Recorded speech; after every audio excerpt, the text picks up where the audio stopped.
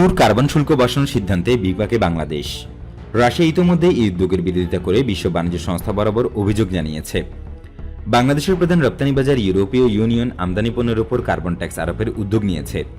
এই সিদ্ধান্ত বাংলাদেশের তৈরি পোশাক ও টেক্সটাইল পণ্য, চামড়াজাত পণ্য, প্লাস্টিক ও কৃষি পণ্য রপ্তানিতে নেতিবাচক প্রভাব ফেলবে, এমনটাই আশঙ্কা করছে বাণিজ্য মন্ত্রণালয়। 2019 সালের ডিসেম্বরে ইউরোপীয় ইউনিয়ন গ্রিন ডিল কর্মসূচির ঘোষণা দিয়েছে। এই কর্মসূচি বাস্তবায়নের মাধ্যমে 2050 সাল নাগাদ জিরো কার্বন নিঃসরণ জোটে রূপান্তরের পরিকল্পনা হাতে নিয়েছে ইউরোপীয় ইউনিয়ন। এর আওতায় ইউর বাইরের দেশগুলো থেকে পণ্য আমদানির ক্ষেত্রে কার্বন ট্যাক্স আরোপ করার ঘোষণা দেওয়ায় রপ্তানিকারক দেশগুলো চিন্তিত হয়ে পড়েছে। ইতিমধ্যে চীন, প্যারাগুয়ে, উরুগুয়ে ও যুক্তরাষ্ট্রের সমর্থন নিয়ে ইউর এই উদ্যোগের বিরুদ্ধে রাশিয়া বিশ্ব বাণিজ্য সংস্থা বা ডব্লিউটিও অভিযোগ করেছে। গ্রিন ডিলের আওতায় ইউর 44টি খাতে কার্বন ট্যাক্স আরোপের পরিকল্পনা করছে। রাসায়নিক পণ্য, ধাতব পণ্য, কাগজ ও মিনারেল পণ্য এবং টেক্সটাইল, তৈরি পোশাক, ফার্মাসিউটিক্যাল, চামড়াজাত পণ্য তৈরিতে ও প্লাস্টিক খাতে উচ্চমাত্রায় কার্বন নিঃসরণ হওয়ায় এইসব ক্ষেত্রে সরাসরি এই করের প্রভাব পড়বে। এইসব পণ্য উৎপাদনের প্রতি টন কার্বন নিঃসরণের উপর ভিত্তি করে কর আরোপ করবে 26টি দেশের একক বাজার ইইউ। কর হার কত হবে এবং কিভাবে তার হিসেব করা হবে তা চলতি বছরের দ্বিতীয় প্রান্তিকে ঘোষণা করবে ইউরোপীয় কমিশন। বাংলাদেশের মোট রপ্তানির অর্ধেকেরও বেশি রপ্তানি হয় ইউরোপীয় ইউনিয়নভুক্ত দেশগুলোতে। গত অর্থবছরে ইউরোপে বাংলাদেশের রপ্তানির পরিমাণ ছিল $18.7 বিলিয়ন। অস্ত্রবাদের সকল পণ্যে বাংলাদেশ শুল্কমুক্ত রপ্তানির সুবিধা পেয়ে থাকে। কার্বন বর্ডার অ্যাডজাস্টমেন্ট মেকানিজমের অংশ হিসেবে ইইউ আমদানি পণ্যে কার্বন ট্যাক্স আরোপ করলে তা বাংলাদেশের রপ্তানি পণ্যের ক্ষেত্রেও প্রযোজ্য হবে। ইউরোপীয় ইউনিয়নের এই উদ্যোগ বাস্তবায়িত হলে বাংলাদেশের প্রধান রপ্তানি পণ্য তৈরি পোশাক, টেক্সটাইল, চামড়াজাত পণ্য, প্লাস্টিক ও কৃষি পণ্য রপ্তানিতে কর আরোপ হওয়ার আশঙ্কা করছে বাণিজ্য মন্ত্রণালয়। এই প্রেক্ষাপটে বাংলাদেশ বিশ্ব বাণিজ্য সংস্থা ইইউ রাশিয়ার মধ্যে পক্ষ নির্বাচনের ব্যাপারে গত 5 জানুয়ারি আন্তঃমন্ত্রণালয় সভা করেছে বাণিজ্য মন্ত্রণালয়। ইইউর উদ্যোগ কার্যকর হলে বাংলাদেশের রপ্তানি ব্যাহত হওয়ার আশঙ্কার তথ্য উঠে আসে। তা সত্ত্বেও 2023 সালের জন্য ইইউর জিএসপি সুবিধার পর্যালোচনায় ইউরোপে বাংলাদেশের জিএসপি সুবিধা অব্যাহত রাখার স্বার্থে এই বিষয়ে ইইউর বিপক্ষে প্রকাশ্যে অবস্থান না নেওয়ার সিদ্ধান্ত নিয়েছে বাংলাদেশ। হাফিজুর রহমান বলেন, আমদানি পণ্যের উপর কার্বন ট্যাক্স আরোপ হলে দেশের রপ্তানি পণ্যের সবচেয়ে বড় গন্তব্যস্থল ইউরোপে বাংলাদেশের রপ্তানি ক্ষতিগ্রস্ত হবে। বিশেষ করে অধিক কার্বন নিঃসরণকারী খাতগুলোতে বাংলাদেশের প্রধান রপ্তানি পণ্য তৈরি পোশাক ও টেক্সটাইল প্রথম সারিতে রয়েছে।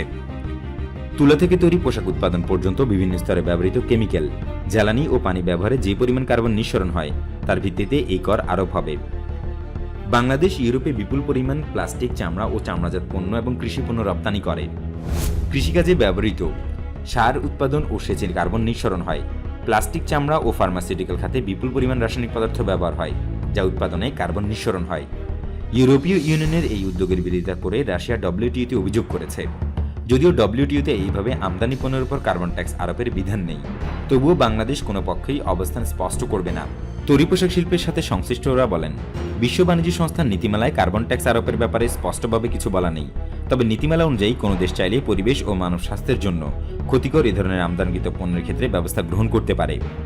বাংলাদেশ টেক্সটাইল মিল অ্যাসোসিয়েশন জানায়, গ্রিন ডিলের 44টি খাতে টেক্সটাইল খাত সংযোজন ও কার্বন ট্যাক্স আরোপের ব্যাপারে তার পরিষ্কার ধারণা নেই। তৈরি পোশাক খাতে বাংলাদেশ বিশ্বের দ্বিতীয় বৃহত্তম রপ্তানিকারক হওয়ায় টেক্সটাইল ও তৈরি পোশাক শিল্পে কার্বন ট্যাক্স আরোপ হলে এর বড় প্রভাব পড়বে বাংলাদেশের উপর। তবে বিস্তারিত তথ্য জানার আগে এ নিয়ে মন্তব্য করা সমীচীন নয়। ইইউভুক্ত দেশগুলোতে তৈরি পোশাকের ক্রমবর্ধমান চাহিদা ও রানা প্লাজা ধসের পর যুক্তরাষ্ট্রের চাহিদা মেটাতে বড় পরিসরে বাংলাদেশে বিনিয়োগে ভূমিকা রাখে বিভিন্ন ইউরোপের ব্র্যান্ডগুলো। কার্বন নিঃসরণ কমাতে প্রয়োজনীয় প্রযুক্তির ব্যবহারেও আমাদের বড় পরিসরে বিনিয়োগ করা প্রয়োজন। এ কারণে কার্বন ট্যাক্স আরোপের আগেই ইইউর কাপড়ের ন্যায্য মূল্য নির্ধারণ করা প্রয়োজন। ইউরোপীয় ইউনিয়ন নিজস্ব উৎপাদনকারীদের উপর 2005 সাল থেকে ইমিশন ট্রেডিং সিস্টেম বা ইটিএস নামে কার্বন শুল্ক আরোপ করেছে। এতে প্রতি টন কার্বন নিঃসরণের বিপরীতে 30 ইউরো করে কর দিতে হয়। ডব্লিউটিও মোস্ট ফেভার্ড নেশনস পলিসির সঙ্গে যাতে সাংঘর্ষিক না হয়, সেজন্য আমদানি পণ্যের উপরও কম বেশি একই হারে কর আরোপ করা হতে পারে বলে বিভিন্ন আন্তর্জাতিক বাণিজ্য গবেষণা সংস্থাগুলো অনুমান করছে। আন্তর্জাতিক গবেষণা সংস্থা বলছে, ইইউর বিশ্ব বাণিজ্যে বড় ধরনের প্রভাব পড়বে এই উদ্যোগের ফলে। সৌদি আরব ও মধ্যপ্রাচ্যের জ্বালানি তেলের তুলনায় রাশিয়ার জ্বালানি তেলে কার্বন নিঃসরণের মাত্রা বেশি হওয়ায় আন্তর্জাতিক বাজারে রাশিয়ার তেল বিক্রি কমে যাবে। চীন, যুক্তরাষ্ট্র সহ বিভিন্ন দেশে স্টিল ও ইস্পাত রপ্তানিতে নেতিবাচক প্রভাব পড়বে। বিশ্ব অর্থনীতি ও কর্মসংস্থানের অন্যতম বড় খাত টেক্সটাইল, গার্মেন্ট, লেদার ও ফুটওয়্যার বা টিজিএলএফ পরিবেশ দূষণেও মারাত্মক ভূমিকা রাখছে বলে ইইউর তথ্য উঠে এসেছে। টেক্সটাইল খাতে বিশেষ করে ডাইং ও ফিনিশিং পর্যায়ে প্রায় 1900 ধরনের রাসায়নিক পদার্থ ব্যবহৃত হয়। এর মধ্যে 165টি রাসায়নিক পদার্থকে অত্যন্ত ঝুঁকিপূর্ণ হিসেবে চিহ্নিত করেছে ইইউ। ইউরোপীয় ইউনিয়ন জানিয়েছে, অর্থনীতিকে পরিবেশ বান্ধব ভবিষ্যতের জন্য উপযোগী করার মাধ্যমে পরিবেশ রক্ষা ও গ্রাহকদের অধিকার নিশ্চিত করে প্রতিযোগিতার বাজারে ইউরোপের অবস্থান শক্ত করাই কার্বন ট্যাক্স বসানোর মূল প্রতিপাদ্য। চক্রাকার অর্থনীতি গড়ে তোলার জন্য উৎপাদন পরিকল্পনা করা হচ্ছে নতুন এই পরিকল্পনায়। ইউর বাজারে পণ্যের দীর্ঘস্থায়িতা, সহজে পণ্যের মেরামত, পুনর্ব্যবহারযোগ্যকরণ এবং প্রাথমিক কাঁচামালের পরিবর্তে যথাসম্ভব পুনর্ব্যবহারযোগ্য উপাদান ব্যবহারের উপর জোর দেওয়া হয়েছে। টেক্সটাইল খাতে উদ্ভাবন বাড়াতে এবং ইউর বাজার চাঙ্গা করতে নতুন কৌশল নির্ধারণের প্রস্তাবনা দিয়েছে ইউরোপিয়ান কমিশন। প্রাথমিক কাঁচামাল ও পানি ব্যবহারের দিক দিয়ে চতুর্থ, কার্বন নিঃসরণের দিক দিয়ে পঞ্চম অবস্থানে আছে টেক্সটাইল খাত। নতুন চাহিদার ধরন ও ব্যবসায়িক কাঠামোর উপর ভিত্তি করে নতুন কৌশল প্রণয়ন করা হবে। টেক্সটাইল খাতের বর্জ্য ব্যবস্থাপনার জন্য আলাদা নির্দেশনা দেওয়া হবে, যা সদস্য দেশগুলোকে 2025 সালের মধ্যে নিশ্চিত করতে হবে। গত ডিসেম্বরে ইউরোপীয় কমিশনের প্রকাশিত এক নথিতে দেখা যায়, টেক্সটাইল খাতে প্যাকেজিং কমিয়ে ও গ্রিন ওয়াশিং এর মাধ্যমে নিষ্কাশিত বর্জ্যের পরিমাণ কমাতে সহায়তা করবে ইকোনমি অ্যাকশন প্ল্যান।